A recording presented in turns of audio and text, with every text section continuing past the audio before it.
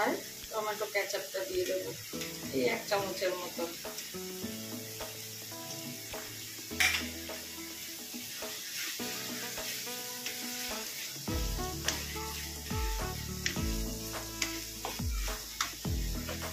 এবার আমি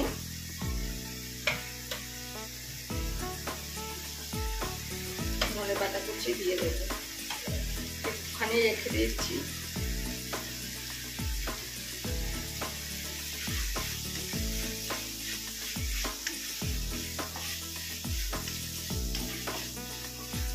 তো আমার রেডি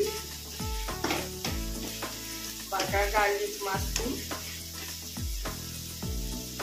এটা একটু চেক করে নিতে হবে পুরো পারফেক্ট।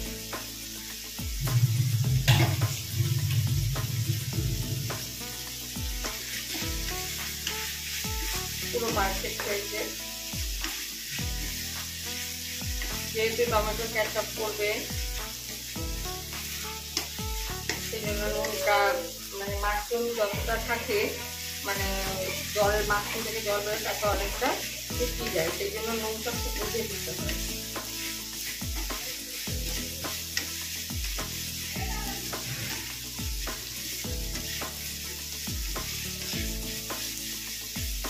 চলো আমার বাটার গার্লিক মাশরুম রেডি। আমাদের এবার সার্ভিসিং প্লেটে ঢেলে দেখাই। এই যে আমি একটু ধনে পাতা ছড়িয়ে দিলাম উপর থেকে আরো।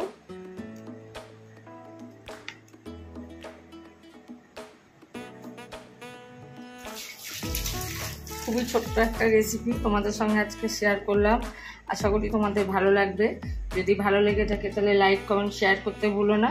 আর চ্যানেলটিকে যারা এখনো সাবস্ক্রাইব করনি তারা প্লিজ চ্যানেলটিকে সাবস্ক্রাইব করে দিও, আর পাশের বেল আইকনটা অবশ্যই প্রেস করে দিও, তাহলে নেক্সট ভিডিওর নোটিফিকেশনগুলো তোমরা ভালো করে যেন সব তোমাদের কাছে সবার আগে পৌঁছে যাবে।